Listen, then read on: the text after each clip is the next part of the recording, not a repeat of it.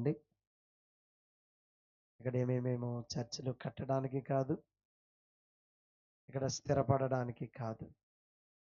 మాకున్న అవకాశాన్ని, మా ధనాన్ని ఏదో దేవుడు మాటలు నేను చెబితే మీరు వినరేమో గానీ, ఒక పాట ద్వారానన్నా మీకు నేర్పించాలి అని ఆశతోనే ఎక్కువ శాతం మా ఖర్చులు మేము పెట్టుకుని ఈ కార్యక్రమాలు చేస్తా ఉన్నాం. అయితే మనిషి చాలామంది సమాజంలో పుడుతున్నారు, చనిపోతా ఉన్నారు.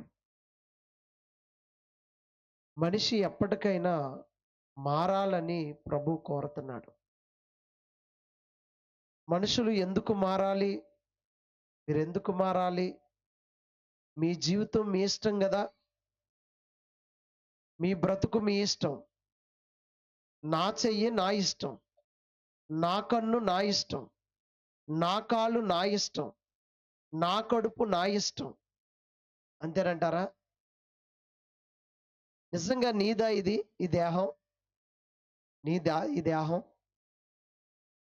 తల్లి గర్భములో 9 నెలలు చెక్కబడ్డావు నువ్వు. అంటే నీకు నీవుగా నీ శరీరాన్ని నిర్మించుకోలేవు. నీకు నీవుగా ఈ చేతిని తయారు చేసుకోలేవు. ఎందుకండి? మన నెత్తి మీద ఉన్న ఒక ఎంట్రుకను మనము సృష్టించలేం. ఏది నీది కానప్పుడు నాది అని ఎందుకు చెప్పుకుంటున్నాడో మనిషి ఆలోచించాలి. చిన్నపిల్లల కంటే వారికి తెలియదు, ఆ వయసుకి ఆ జ్ఞానం లేదు. పోనీ యవనస్తుడైన బిడ్డను చూస్తే వాడు అనుకుంటున్నాడు, నేను చాలా సంవత్సరాలు బ్రతుకుతాను, నేను ఏదో సాధించాలి అనుకుంటున్నాడు. సరే, వారిని పక్కన పెడితే వివాహమై పిల్లలు ఉన్నవారు కూడా ఇంకా చిన్న పిల్లల మాదిరిగానే మాట్లాడుతూ ఉన్నారు. ఇదే విడ్డూరం. చిన్న పిల్లలుగానే తలస్తూ ఉన్నారు. ఇప్పుడు నాకు 40 సంవత్సరాలండి. నేను ఇంకా చిన్న పిల్లవాడిలా మాట్లాడుతున్నాను అనుకోండి, గారాబంగా మాట్లాడుతున్నాను అనుకోండి, మైక్ ఇచ్చుకుని, ఎవరినండి బాబు ఇక్కడికి తీసుకొచ్చారు? వాడు చూస్తే జుట్టు ఊడిపోయింది అంటే పెద్దోడు వయసు. ఆ మాటలు ఏంటండి, చిన్నపిల్లోడిలాగా మాట్లాడుతున్నాడు అంటారు మీరు. వయసుకు తగ్గ మాటలు మాట్లాడాలి. చిన్నపిల్లవాడిగా ఉన్నప్పుడు చిన్నపిల్ల చేష్టలు చేస్తాం. పెద్దవారిగా మారాక పెద్దవారిగా హోందాతనాన్ని కలిగి ఉంటాం. ఇప్పుడు భూమి మీదకి యేసుక్రీస్తు ప్రభులు వారు ఎందుకు వచ్చాడు అసలు అంటే, ఆయన వాక్యములో మత్తయి సువార్త 4వ అధ్యాయము 17వ వచనములో, అప్పటి నుండి యేసు పరలోక రాజ్యము సమీపించి ఉన్నది గనుక మారు మనసు పొందుడి. మారు మనసు పొందుడి. యేసు అనగానే ఆయన ఎందుకు వచ్చాడు అంటే, మారు మనసు పొందుడి అని ప్రకటిస్తున్నాడు యేసు ప్రభు. మారు మనసు పొందాలి. ప్రతి ఒక్కరూ మనసు మార్చుకోవాలి. మనసు మార్చుకోవాలి. మనసు మార్చుకోవాలని కోరుతున్నాడు ఆయన. ఎందుకు కోరుతున్నాడు ఆయన? అసలు మనసు మార్చుకోవడం ఏంటండి? ఇప్పటి వరకు నా చెయ్యి నా ఇష్టం అనుకున్నాం కదా, నా మనసు నా ఇష్టం అనుకోవచ్చు కదా, అనుకుంటున్నారు కదా నేడు. కానీ ప్రభు అంటున్నాడు, మీరు మారు మనసు పొందుడని ఆయన ప్రకటిస్తున్నాడు. మారు మనసు పొందాలి, మారు మనసు పొందాలి. ప్రసంగి గ్రంథంలోకి వెళదాం. ప్రసంగి గ్రంథములో దేవుడు మనతో కొన్ని మాటలు పంచుకుంటా ఉన్నాడు. ప్రసంగి గ్రంథము 11వ అధ్యాయము చివరి మాటలలో, చివరి మాటల్లో, యవనుడా, 9వ వచనం, నీ యవనమందు సంతోషపడు. నువ్వు అంటున్నావు కదా, నా శరీరము నా ఇష్టం అంటున్నావు కదా. యవనుడా నీ యవన కాలమందు సంతోషపడు, నీ యవన కాలమందు నీ హృదయం సంతుష్టిగా ఉండనేమో. నీ కోరిక చొప్పునను నీ దృష్టి యొక్క ఇష్టము చొప్పునను ప్రవర్తించు. రైట్, నీదంటున్నావు కదా, ప్రవర్తించు. అయితే వీటన్నిటిని బట్టి దేవుడు నిన్ను తీర్పులోనికి తెచ్చునని జ్ఞాపకం చేసుకో. ఈరోజు ఈ మైక్ శబ్దం ద్వారా ఎవరైనా వింటున్న వారందరికీ నేను చెబుతా ఉన్నాను, నీ శరీరముతో నీ ఇష్టం వచ్చినట్టుగా బ్రతుకుతానంటున్నావు కదా, బ్రతుకు. అయితే ఒక విషయాన్ని గుర్తుపెట్టుకో. ఆ విషయం ఏమిటి అంటే, వీటన్నిటిని బట్టి ఆయన నిన్ను తీర్పులోనికి తెచ్చునని జ్ఞాపకం ఉంచుకో అని చెప్పి 10వ వచనములో, లేత వయస్సు అంటే చిన్న పిల్లవాడిగా ఉన్న నీ వయసు ఏమైపోయింది? గతించిపోయింది. నడిప్రాయము గతించిపోయాయి. కానీ నీ హృదయములో నుండి వ్యాకులము తొలగించుకో. ఈరోజు మన సమాజాన్ని అంతా చూడండి, ఎక్కువ శాతం ఈ శరీరానికి ఉన్న కోరికలు తీర్చాలి, ఈ శరీరానికి ఉన్న కోరికలు తీర్చాలనే ప్రయాస. ఏ దేశం వెళ్ళినా, ఏ ప్రాంతం వెళ్ళినా, ఆఖరికి అడవి ప్రాంతానికి వెళ్ళినా అక్కడ కూడా మనుషులు తమ దేహాన్ని సంతోషపరచాలి. మత్తులో తూగుతుంది మానవ లోకం. ఏంటా మత్తులు? ఇప్పటి వరకు తెర మీద ఎన్నో చూశారు, తెర మీద చూశారు. ఒకడికి ధనము అనే మత్తు, ఒకడికి వ్యభిచారం అనే మత్తు, ఒకడికి పేరు అనే మత్తు, ఒకడికేమో ఏదేదో గొప్ప గొప్ప చేయాలని పెద్ద పెద్ద వాటిల మీద నడిచి పేరులు సంపాదించాలని, ఒకడికి అధికారం అనే మత్తు. ఇలా ప్రపంచంలో మనుషులందరినీ మనం చూస్తా ఉన్నప్పుడు ఏదో మత్తు పట్టిన వాడిగా తిరుగుతూ ఉన్నాడు. కొందరేమో ఏదో లోనకేసేసి మత్తుతో నిండిపోతుంటే, ఒకడేమో ధనము అనే మత్తుతో చిత్తైపోతున్నాడు, ఒకడేమో అధికారం అనే మత్తులో పడిపోయాడు, ఒకడేమో పేరు అనే మత్తులో పడిపోయాడు, ఒకడేమో అనేక రకాల మత్తులు పట్టేసే ఈరోజు సమాజంలో ఈ మత్తులో తూగుతున్నారు మానవులంతా. అందుకే నీ హృదయములో వ్యాకులం ఉంది, నీ హృదయములో చెడ్డ తలంపులు ఉన్నాయి, చెడ్డ కార్యాలు నీ దేహం గుండా జరుగుతున్నాయి గనుక నువ్వు మారాలి, నువ్వు మారాలి, నువ్వు మనసు మార్చుకోవాలి. అంటే లేత ప్రాయమును నడిప్రాయమును గతించిపోయినవి కనుక నీ హృదయములో నుండి వ్యాకులము తొలగించుము, నీ దేహమును చెరుపు దానిని తొలగించుకో. ఇప్పుడు యేసు ప్రభు గురించి చెప్పడం అంటే మతాలు మార్చడం కాదు, మతం మార్చడానికి కాదండి, మనిషి మనసు మార్చాలి. ప్రభు యొక్క ఉద్దేశం ఏంటో తెలుసా? నువ్వు మారాలి, నువ్వు మారాలని కోరుకుంటున్నాడు. ఎందుకు మారాలి మనిషి అంటే, ఇదిగో అపరాధముల చేత పాపముల చేత చచ్చిన వాడై ఉన్నాడు. ఈరోజు ఎన్ని బాధలు పడుతున్నాడండి. త్రాగి త్రాగి త్రాగి త్రాగి ఆఖరికి లివరు కిడ్నీలు కంప్లైంట్ వస్తున్నాయా? ఇప్పుడు ఒక వయసుకు వెళ్ళిన వారు ఏం చెప్పాలి తమ యవనస్తులైన బిడలకు? చూడండి, పెళ్ళు ఫంక్షన్లు వస్తే అందులో బాగా ముసలోడు తాగుతున్నాడు, ఏమండి, యవనస్తులు తాగుతున్నారు, ఇక అందరూ తండ్రి కొడుకు కూర్చుని తాగుతున్నారు. ఇప్పుడు ఏమి నేర్చుకుంటారు చెప్పండి? యవనస్తులు ఏమి నేర్చుకుంటారు? ఒక వయసుకు వచ్చిన తలకాయలన్నీ ఏం చేయాలండి?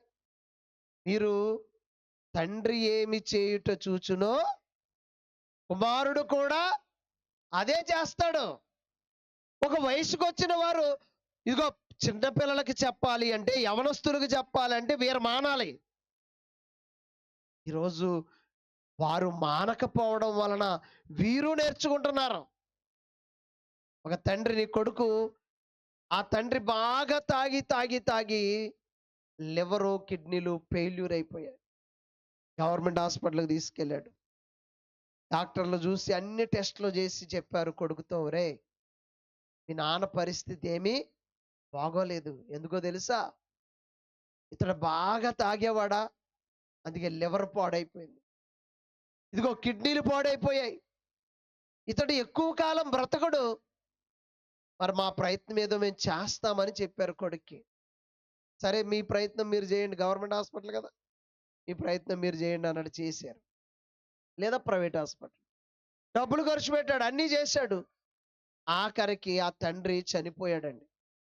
చనిపోయిన తర్వాత అందరికీ ఫోన్లు చేశాడు, ఏడుస్తున్నాడు, నాన్న చనిపోయాడు అన్నాడు. ఇదిగో కొడుకుతో చెప్పారు డాక్టర్లు, ఏమనో తెలుసా? మీ నాన్న అతి తాగుడు వలన చచ్చిపోయాడు అని చెప్పారు. ఈ కుమారుడు ఏం చేయాలి?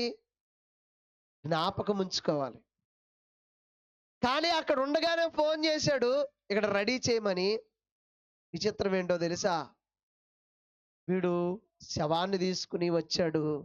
అందరితో పాటు ఆ శవాన్ని మర్యాదగా ఖననం చేయడానికి తీసుకెళ్ళాడు. కానీ విచిత్రం ఏంటో తెలుసా? అందరితో పాటు కలిసి ఆ కొడుకు కూడా తాగేస్తున్నాడు. ఇంతకీ డాక్టర్లు ఏం చెప్పారు? డాక్టర్లు ఏం చెప్పారు? మీ నాన్న మరణానికి కారణం ఏంటో తెలుసా? ఇదిగో అతి త్రాగుడు వలన తన కిడ్నీలు పాడైపోయాయని చెప్పారు. వినాలి కదండి, వినాలి కదా. వినకుండా ఏం చేశాడో తెలుసా? ఇదిగో ఇంటికి తీసుకొచ్చాక మరలా అందరితో కలిసి తాగితే, ఇప్పుడు ఏదో ఒక రోజు నా తండ్రిలా నేను అయిపోతానని జ్ఞాపకం ఉంచుకోవాలి కదండి. ఈరోజు ఎలాంటి మనసు మార్చుకునేవారు లేరు. యేసు ప్రభు ఎందుకు చెబుతున్నాడంటే మన మనస్సులు మారాలి, మన చెడు తలంపులు మారాలి, మన క్రియలు మార్చుకోవాలి. ఒక వయసు గడిచిపోయింది, లేత వయసు పోయింది, నడిప్రాయం గడిచిపోయింది. ఇప్పుడు మెచ్యూర్ మైండ్ కావాలి, అనుభవ జ్ఞానముతో కూడిన వయసు మనది. ఇంకా నువ్వు చిన్నపిల్లవాళ్ళలాగా అక్కడ తాగుతూ కూర్చుంటే చిన్నపిల్లలందరూ ఏం నేర్చుకుంటారు? ఇంకా నువ్వు డాన్సులు వేస్తూ ఉంటే, ఇంకా నువ్వు రకరకాల మత్తుల్లో ఉంటే నువ్వు పిల్లలకి ఏం చెబుతావు? ఈరోజు ఒక కొడుకు అంటున్నాడు, తండ్రి అంటున్నాడు, రేయ్ నువ్వు తాక్కరా అని చెప్పాడట. చెబితే కొడుకు అంటున్నాడు, ముందు నువ్వు తాగడం మాని అప్పుడు చెప్పు అన్నాడట. ఎందుకన్నాడమ్మా? ఎందుకన్నాడు చెప్పండి? తాగేవాడు ముందు మాని కింద ఉన్న వాళ్ళకి చెప్తే చిన్న బిడ్డలు అందరూ కూడా బాగుంటారు. ఈరోజు మీరు ఒక వయసు గడిచిపోయింది, మీరు కింద ఉన్న వాళ్ళకి, మన తరాలకు, మన పిల్లలకు ఆస్తులు కాదు, మంచి సన్మార్గాన్ని ఇవ్వాలి. ఈరోజు మనం ఏం చేస్తున్నామో తెలుసా? వారెదురుగానే కాయలు ఎత్తి తాగుతుంటే వారు ఏమైపోతారు చెప్పండి? అందుకే ప్రభు అంటున్నాడు, మారు మనసు పొందాలి, మారు మనసు పొందాలి. ఎందుకు మారు మనసు పొందాలి అంటే, మనం చేసే చెడ్డ కార్యాల వల్ల మనకు తీర్పు ఉందని మర్చిపోకండి. నాకు అన్నాడు కదా, నీ ఇష్టం వచ్చినట్టు తిరుగు, నీ ఇష్టం వచ్చినట్టు తాగు, నీ ఇష్టం వచ్చినట్టు ప్రవర్తించు, అయితే వీటన్నిటిని బట్టి దేవుడు నిన్ను తీర్పులోనికి తెస్తాడు. మర్డర్ చేస్తావు, హ్యాపీగా తిరుగుతావా సొసైటీలో? లేదు. ఏం చేస్తారండి చెప్పండి? అందరూ పోలీసు వాళ్ళు ఏం చేస్తారు? వెళ్ళి జైలు శిక్ష వేస్తారు. ఎందుకని? ఇదిగో తప్పు చేశాడు గనుక. అలాగే రకరకాల తప్పులు చేసిన తర్వాత ఏం చేశారు అంటే రకరకాల శిక్షలు అమలు అవుతా ఉన్నాయి. మనం చూస్తున్న పోలీస్ స్టేషన్లో చూడండి ఎన్ని గొడవలకు అక్కడ చెబుతూ ఉన్నారు, ఎన్ని కేసులు చూస్తా ఉన్నాం మనం. మరి ఇన్ని చూస్తా ఉన్నప్పుడు, మనిషే తీర్పు తీరుస్తున్నప్పుడు దేవుడు మనల్ని తీర్పు తీరుస్తాడా తీర్చడా చెప్పండి? చెప్పండి, అందరూ చెప్పండి ఒకసారి, అందరూ చెప్పండి, చేతులు ఎత్తి చెప్పండి.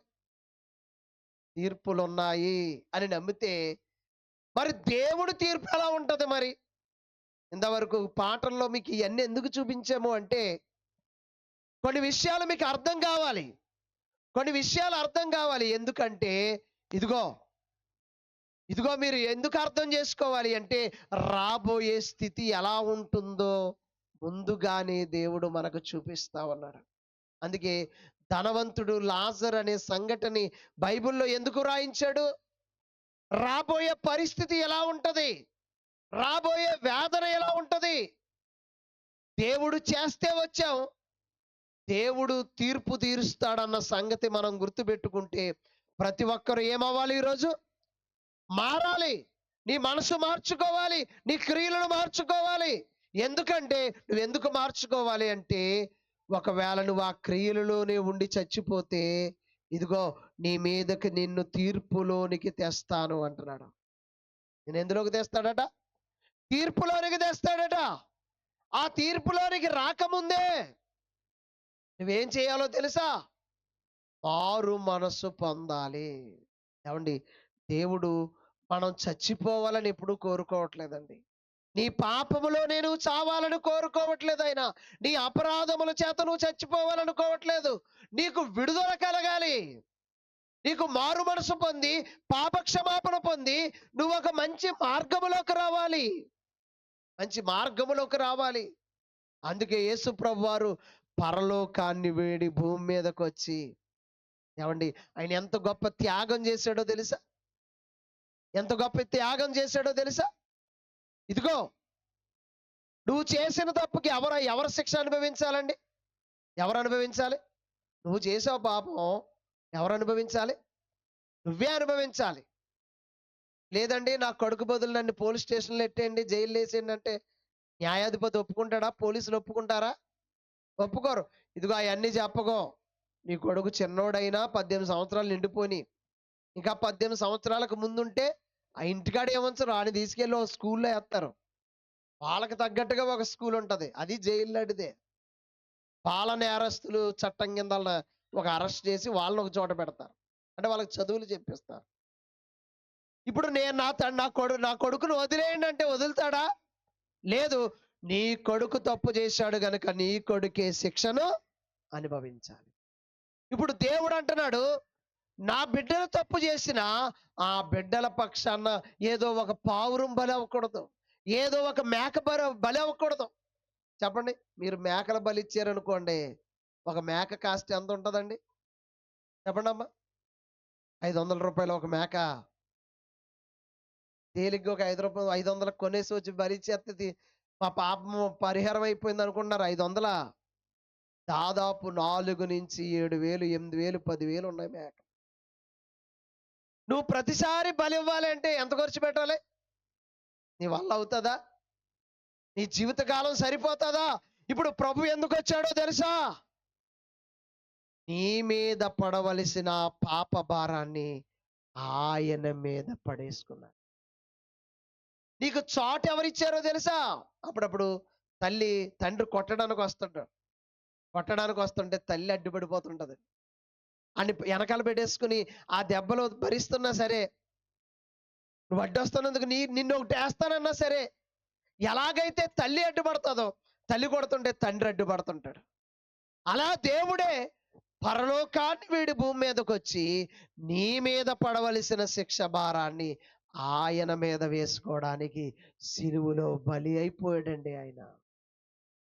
మనం ఏమనుకుంటున్నామో తెలుసా? మాకు ప్రభు తెలుసండి, మేము ఎప్పుడో బాప్తీసం పొందేసుకున్నామని అంటున్నారు. అసలు మారవలసిన లక్షణాలు మనలో కూడా ఉన్నాయి. దేవుడు నిన్ను క్షమిస్తూ ఉన్నాడు, దేవుడు నిన్ను ప్రేమిస్తూ ఉన్నాడు. కానీ మనుషులు ఏం చేయట్లేదో తెలుసా? తమ మారు మనసు పొందకుండా బ్రతుకుతున్నాం. ఈ రాత్రి దేవుడు మనతో మాట్లాడుతున్నాడు. ఈరోజు ఇంకా నీలో నిజమైన మారు మనసు లేకుండా చర్చికి వెళుతున్నాను, సంఘానికి వెళుతున్నాను, ప్రార్థన చేస్తున్నాను, కానుకిస్తున్నాను, నేను ఆల్రెడీ బాప్తీసం తీసుకున్నాననే ధీమాలో ఉన్నవారులారా, దేవుడి రాత్రి నీతో అంటున్నాడు, నువ్వు ఇంకా మారవలసి ఉన్నదేమో. ఎందుకంటే రాబోయే తీర్పు చాలా ప్రమాదకరమైనది. రాబోయే తీర్పులోకి నువ్వు వెళ్ళబోతూ ఉన్నావు. అందుకే అన్నాడు, నువ్వు దేహముతో చేసిన క్రియలు మంచివైనను సరే, చెడ్డవైనను సరే, అవి న్యాయపీఠం ఎదుటకు రావాలి. నువ్వేం చేశావో వాని క్రియల చొప్పున ప్రతి వానికి ఫలం ఇస్తానన్నాడు. నీ క్రియాఫలం నువ్వు అనుభవించక ముందే, నీ స్వయంకృతాపరాధములో నువ్వు పడకముందే నువ్వు మేల్కోవాలి, నువ్వు మారాలి. ఇదిగో, చాలా మంది తమ జీవితాలను పాడు చేసుకున్నారు చూడండి. తెలియక ఇంట్లో భార్య ఉంది, ఆ భార్యతో కలిసి కాపురం చేయవలసిన వాడు ఇదిగో ఎక్కడికో వెళ్ళి కాపురం చేద్దామని వెళ్ళి తెలియకుండా రోగాలు తెచ్చుకున్నాడండి. చూసారా? నీ శరీరానికి కోరుకుందనే వివాహం చేశాడు, వివాహ వ్యవస్థ పెట్టాడు. నీకు ఒక భార్య ఉండాలి, ప్రతి వానికి సొంత భర్త ఉండాలి, ప్రతి వానికి సొంత భార్య ఉండాలని చెబుతున్నాడు పౌలు. పెడితే ఎక్కడ ఇంట్లో ఉన్న భార్య నచ్చదండి, ఎక్కడికో బయటకు పోయాడు. ఏం తెచ్చుకున్నాడు తెలుసా? రోగము తెచ్చుకున్నాడండి. తెచ్చుకుని ఎలా మారిపోతాడో తెలుసా? ఇంకా ఆ రోగం వచ్చిందనుకోండి, వాడికి ఎక్కడ వైద్యం లేదు. ఎలా అయిపోతాడో తెలుసా? దేహదారుఢ్యంతో ఉన్నవాడు కూడా ఈనుపుల్ల మాదిరిగా మారిపోతాడు. ఎందుకు మారిపోయాడో తెలుసా? ఇదిగో ఇచ్చిన అవకాశాలను, ఇచ్చిన భార్య ఇచ్చాడు, నువ్వు సుఖించమని చెప్పాడు, నీ కుటుంబాన్ని కట్టుకోమని చెప్పాడు. నువ్వేమో ఇంటిని వదిలి బయట తిరిగావు. తిరిగి నీ శరీరానికి తెచ్చుకోవడమే కాకుండా నీ నీ భార్యకు దానిని ఇస్తా ఉన్నావు. ఇలా ఎంతో మంది వేదన పడుతున్నారు. గవర్నమెంట్, నేను ఒక రక్త పరీక్షలు చేసేవాడిని అండి. ఒకరోజు ఒక ఆమె హాస్పిటల్లో పని చేస్తున్నప్పుడు నా దగ్గరికి ఒక ఆమె వచ్చింది. ఒక ఆమె వచ్చి ఆ ఎయిడ్స్కి సంబంధించిన టెస్ట్ చేశాను. ఒకసారి చేసినప్పుడు నాకు తెలిసిపోతుంది ఈమెకి హెచ్ఐవి ఉందని. హెచ్ఐవి ఉందని అర్థమైపోతా ఉంది. ఆమె వస్తుంది, ఆమెకు ఆల్రెడీ తెలిసి ఉండి వచ్చింది నా దగ్గరికి. అయ్యా ఏముందో చెప్పండి అయ్యా, ఏముందో చెప్పండి అయ్యా. నేను అన్నాను, నాకైతే ఏమీ తెలియదమ్మా, ఎందుకంటే నేను చెప్పకూడదు, ఒక ఒక టెక్నీషియన్గా నేను చెప్పకూడదు ఆ విషయం. ఎవరు చెప్పాలి? డాక్టర్ మాత్రమే చెప్పాలి. కానీ నాకు అర్థమైపోతుంది. ఆమె మొదట నేను బ్లడ్ తీసేటప్పటికి నేను గ్లౌజ్ వేసుకోలేదు, కానీ ఆమె ఆతృతను బట్టి ఎందుకో ఆ టెస్ట్ చేసేటప్పుడు ఖచ్చితంగా నేను గ్లౌజ్ వేసుకున్నాను. ఎందుకంటే ఏదైనా నాకు చిన్న గాయం ఉందనుకోండి, ఆ గాయంలోకి తగిలితే ఆమె బ్లడ్ చాలు నా బాడీలోకి అటాక్ అయిపోద్ది. అప్పుడు ఎందుకో డౌట్ వచ్చి నేను గ్లౌజ్ వేసుకున్నాను. ఏ చిన్న గాయం, చిన్న గోడకి ఎలా గీసుకుంటాం కదండి, ఆ గాయం ఉన్నా చాలు ఆ బ్లడ్ నా బ్లడ్లో కలిస్తే నాకు కూడా సంక్రమించిపోదు. ఆమె పడుతున్న వేదన ఏంటో తెలుసా? అయ్యా చెప్పండి, అయ్యా చెప్పండి, నా పరిస్థితి ఏంటి? ఆమెకి అప్పుడు ప్రభు మాటలే చెప్పానండి. అమ్మా, తల్లి గర్భంలో ఉంచుకున్న దేహాన్ని నువ్వు పాడు చేసుకున్నావు. పాడు చేసుకుంటే ఇప్పుడు నీ దేహాన్ని ఎవరు కడతారు చెప్పు? అయినా నాకు తెలియదమ్మా, నేనేమి జడ్జి చేయడానికి లేదు, నువ్వు డాక్టర్ దగ్గరికి వెళ్ళు, రిపోర్ట్ రాసి పంపించానండి. ఆమె కన్నీరుతో వెళ్ళిపోయిన ఆ క్షణాలు నాకు గుర్తున్నాయి. ఆమె కన్నీరుతో వెళ్ళిపోయింది. ఎందుకు వెళ్ళిపోయిందో తెలుసా? ఆమె తప్పు చేసిందో, ఆమె భర్త తప్పు చేశాడు. ఇదిగో మనం చేసే తప్పులు మన పిల్లల మీద పడుతున్నాయి. మనం చేసే శాపాలు మన పిల్లల మీద పడకుండా నీ మనసు మార్చుకో. దేవుడు ఏమి కోరుకోవట్లేదండి. నువ్వు గుడ్డట్టుకు వస్తానంటే ఆయనకి ఇష్టమా? నేను 10వ వంతు క్రమంగా తెస్తున్నానని గొప్పలు చెప్పుకోకు. నీ 10వ వంతు కోసం చూడట్లేదు ఆయన. నువ్వు మార్చుకోవలసింది మనసయ్యా, మనసమ్మా. దేవుణ్ణి ప్రేమించండి. ఇప్పటికే మన జీవితాలలో కొన్ని సంవత్సరాలు అయిపోయాయి, కొన్ని సంవత్సరాలు గడిచిపోయాయి. ఇక రేపో మాపో మనకి పిలుపు దగ్గరగా ఉంది. అందుకే యేసుప్రభు అన్నాడు, పరలోక రాజ్యము సమీపించుచున్నదని ఇదిగో నేను సువార్త ప్రకటిస్తున్నాను. ఈరోజు మేము ఒక టీం అండి. ఎక్కడ మేము ఎవరో ఇస్తారు ఏదో చేస్తారని కదా, మాకు కరెంట్ ఇస్తే చాలండి. కరెంట్ ఇస్తే చాలు, మా ఖర్చులు మావి. ఎందుకో తెలుసా? మేము దేవుని కోసం కొన్ని మాటలు, ఇదిగో నా మాటలు మీరు వినకపోవచ్చు, పాటల ద్వారా మీకు ఎన్నో పాఠాలు చెప్పాయండి. ఆ పాటలు చెప్తాయని మేము తిరుగుతున్నామండి. ₹1000 వస్తువులు కొన్నాం. ఎందుకో తెలుసా? బంగారాలు తాకట్టు పెట్టుకున్నాను అవన్నీ. ఎందుకో తెలుసా? ఎక్కడో చోట ఒక మాట, ఒక పాట అయినా వినకపోతారా? దేవుడు ఎవరితోనో మాట్లాడకపోతాడా? వారి హృదయాలు తెరవబడకపోతాయా? వాళ్ళ కుటుంబాన్ని కట్టుకోకపోతారా అని చిన్న ప్రయత్నాలండి, చిన్న ప్రయత్నం దేవుని బిడ్డలారా. చాలా మంది ఈ మాటలు వినడానికి కూర్చోలేరు. ఇది మమ్మల్ని మేమేదో గొప్ప చేసుకోవడానికి కాదు సుమా. రాబోయే తీర్పు దినం ఒకటి ఉందని గుర్తుపెట్టుకోండి. మానవుడు తప్పు చేస్తే తీర్పు తీర్చడానికి పోలీసు వ్యవస్థ ఉంది, న్యాయ వ్యవస్థ పనిచేస్తుంది. క్రింది స్థాయిలో కోర్టులు ఉన్నాయి, పై స్థాయిలో కోర్టులు ఉన్నాయి, అంతకంటే సుప్రీం ఇండియన్ పీనల్ కోడ్ పనిచేస్తా ఉంది. ఇంత న్యాయ వ్యవస్థలు పనిచేస్తున్నాయి. ఒక మనిషి చేసిన తప్పుకు శిక్షించడానికి ఎన్నో సెక్షన్లు ఉన్నాయి, ఎన్నో సెక్షన్లు పెడతా ఉన్నారే. దేవుడు అంటున్నాడు, నేనే సెక్షన్లో కాదు, ఒకటే ఒక సెక్షన్ అండి. పరలోకమా నరకమా, రెండే రెండు దారులు, ఒకటి పరలోకము, ఒకటి నరలోకము. ఏ దారికి వెళ్ళాలో ఈ దేహముతో చేసిన క్రియలు. 2 కొరింథీ పత్రిక 5వ అధ్యాయం 10వ వచనంలో అంటాడు. ఏమంటాడు చూద్దాం. 2 కొరింథీలకు రాసిన పత్రిక 2 కొరింథీలకు రాసిన పత్రిక 5వ అధ్యాయము. ఎందుకనగా తాను జరిగించిన క్రియల చొప్పున అవి మంచివైనను సరే చెడ్డవైనను సరే దేహముతో జరిగించినవి వాటి ఫలమును ప్రతి వాడును పొందునట్లు మనందరమును క్రీస్తు న్యాయపీఠాన్ని దగ్గరికి వెళ్ళాలి. న్యాయపీఠం, నిజమైన న్యాయాధిపతి ఎవరో తెలుసా? ఈరోజు జడ్జిలు కూడా లంచాలు ఇస్తే బెయిల్ ఇచ్చేవారు ఉన్నారు, కానీ అక్కడ లంచాలు ఇవ్వడానికి చోటు లేదు. ఆ న్యాయపీఠం ఎదుట నువ్వు నిలబడిన రోజున నువ్వు ఎలా ఆలోచిస్తావో తెలుసా? తప్పు చేశాడు, శిక్ష తీర్పులు జరుగుతున్న వాయిదాలకు వెళ్తున్నాడు. ఒకరోజు బోన్లో నిలబెట్టారు. ఈరోజు జడ్జి గారు ఫైనల్ డే, ఎన్ని సంవత్సరాల శిక్ష పడుతుందో తెలియదు, కానీ ఆ బోనులో ఉన్నప్పుడు ఏం ఆలోచిస్తాడో తెలుసా అండి?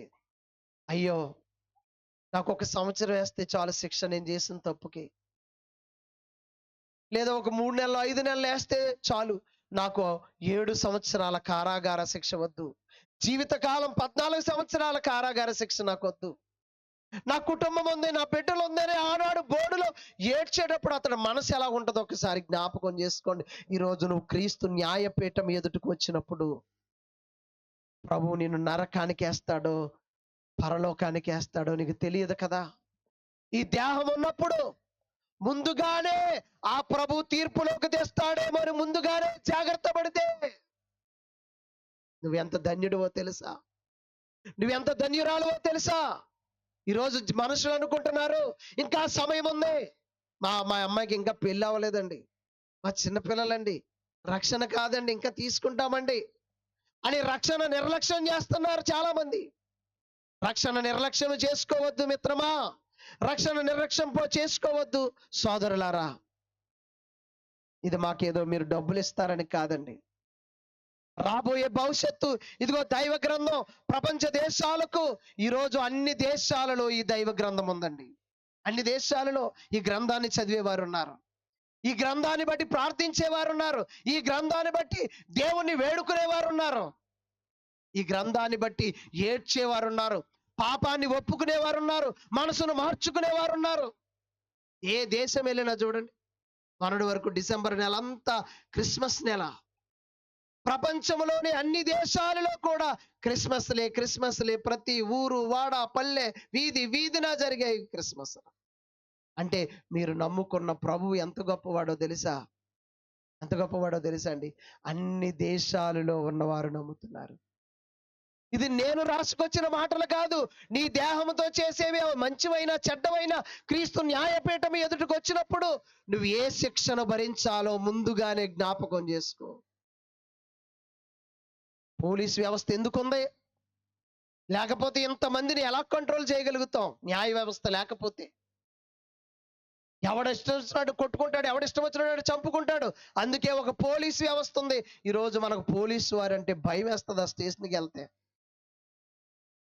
పోలీసు వ్యక్తికే, మనిషి రాసుకున్న చట్టములో ఉన్న ఒక పోలీసు వ్యవస్థకే నువ్వు భయపడితే, ప్రపంచాన్ని కలిగించి మానవులు నిర్మించి ప్రకృతిని తిప్పి ఇదిగో వర్షాన్ని, ఎండని, నీరును, గాలిని, ఆహారాన్ని ప్రతి కాలాలయందు ఆయా ఫలాలను ఇస్తున్న దేవుడు నిన్ను తీర్పులోకి తీసుకురాడా?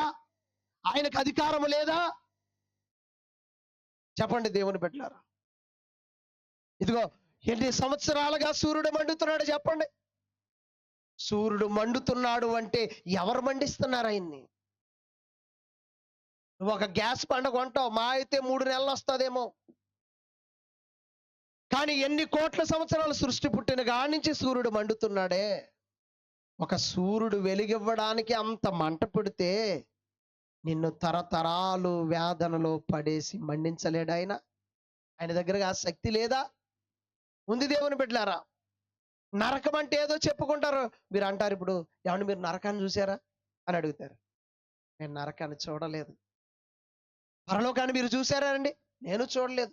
మరి ఎలా నమ్ముతున్నారు అంటే, ఇదిగో 2000 సంవత్సరాల క్రితం యేసు ప్రభు అనే ఒక వ్యక్తి భూమి మీదకి వచ్చాడు. ఆయన చెబుతున్నాడు, ఇదిగో ఒక ధనవంతుడు ఉన్నాడు, ఒక లాజరు ఉన్నాడు. ఇదిగో ధనవంతుడు తన ఇష్టం వచ్చినట్టు, నా ఇష్టం వచ్చినట్టు నా బ్రతుకు అనుకున్నాడు. ఒక ధనవంతుడికి విస్తారముగా పంట పండింది.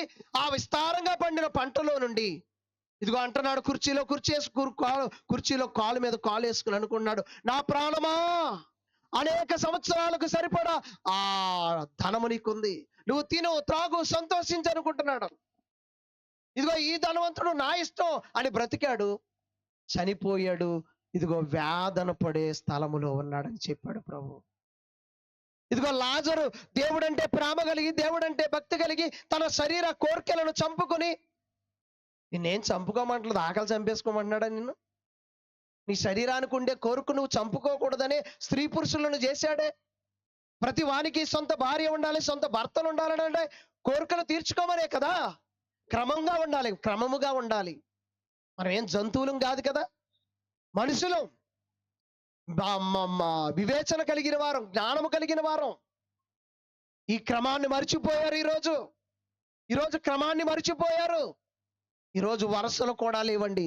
మనుషుల మధ్య వరసలు లేవు. ఇలాంటి భయంకరమైన దినాల మధ్య మన బ్రతుకులు ఉన్నాయి. ఇగో నేడో రేపో దేవుడు రాకడ ఆసన్నమైతే ఆయన క్రీస్తు న్యాయపీఠం ఎదుట నిలిచి నిలవగలిగే ధైర్యం మనకుందా అంటే ఒకసారి నన్ను నేను పరీక్షించుకోవాలి. మీకు చెప్పడమే కాదండోయ్, మాకు మేము ప్రశ్న వేసుకోవాలి, మిమ్మల్ని హెచ్చరించాలి. ఆనాడు నినివే పట్టణం కొరకు యోనా వెళ్ళాడు, ప్రకటించాడు. రాబోయే ఉగ్రత నుండి తప్పించబడాలని ఈదులన్నీ తిరిగాడు, చెప్పాడు. విన్నారు, మార్చుకున్నారు. ఆ రాబోయే ఉగ్రత నుండి వారు నినివే పట్టణం రక్షింపబడినది. ఈరోజు మేము చేస్తుంటే ఎవరు వినేవారు లేరండి. ఇంకా మీరు బాగానే కూర్చున్నారు. చాలా మంది మమ్మల్ని ప్రేమించి చాలా చక్కగా కూర్చున్నారు. కొంతమంది అయితే అసలు రారండి. ఒక 10 మంది కూడా కూర్చున్నారు ఒక చోట. అయినా కానీ మా ప్రయత్నం ఆగదండి. ఏమో ఇంటి దగ్గర కూర్చుని ఈ సౌండ్ ద్వారా ఒక మాట వింటాడేమో ఆశ అండి. కరపత్రాలు ముద్రిస్తున్నాం, వాటిని పంచుతున్నాం. ఎందుకో తెలుసా? హెచ్చరిక చేయాలి. రాబోయే ఉపద్రవాన్ని మీరు మర్చిపోతున్నారేమని మీకు గుర్తు చేయాలి. అందుకే మీరు మారు మనసు పొందితే, పాప క్షమాపణ పొందుకుంటే ఏం దొరుకుతుందో తెలుసా అండి? మీ కుటుంబాలు సమాధానంతో ఉంటాయండి. ఏమండి, చాలా మంది డబ్బు ఉంటేనే సమాధానం అనుకుంటారు, తెలుసా? డబ్బు ఉంటేనే సమాధానం అనుకుని దాని కొరకే కష్టపడి అన్ని పిల్లలకి అన్ని సమకూర్చేసాను అనుకున్నాడు. ఒక వయసుకు వచ్చాక ఇక నుంచి నేను కూర్చుని తిందాం అనుకుంటున్నాడు. అనుకునే సమయానికి ఏదో నలతగా ఉందని కొడుకు కూతురు కలిసి తీసుకెళ్లారు హాస్పిటల్కి. అమ్మా మరి ఇవన్నీ సిమ్టమ్స్ ఉన్నాయండి, కొంత రక్త పరీక్షలు చేసుకురండి అన్నారు. చేశారు. షుగర్ ఉందట. చెప్పండి, షుగర్తో పాటు ఏముంటుందండి?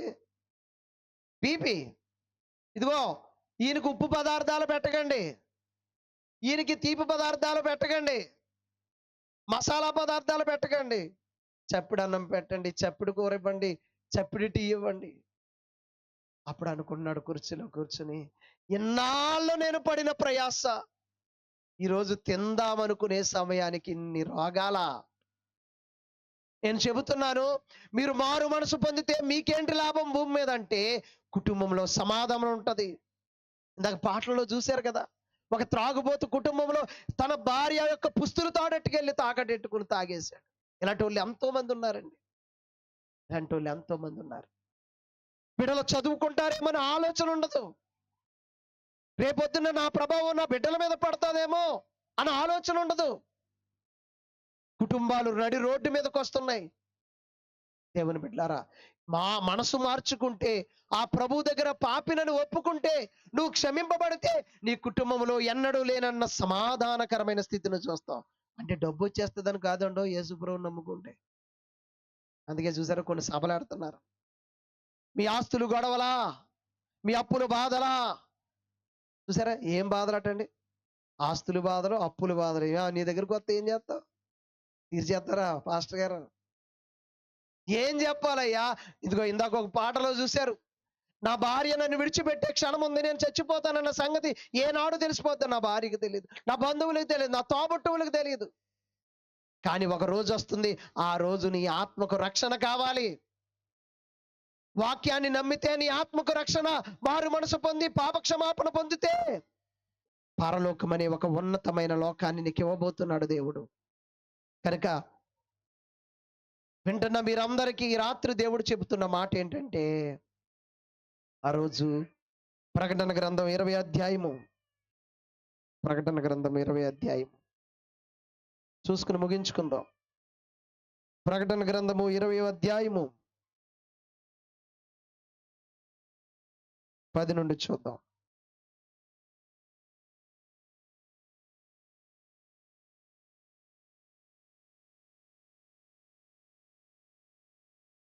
ఇరవై అధ్యాయం కదా తమ్ముడు?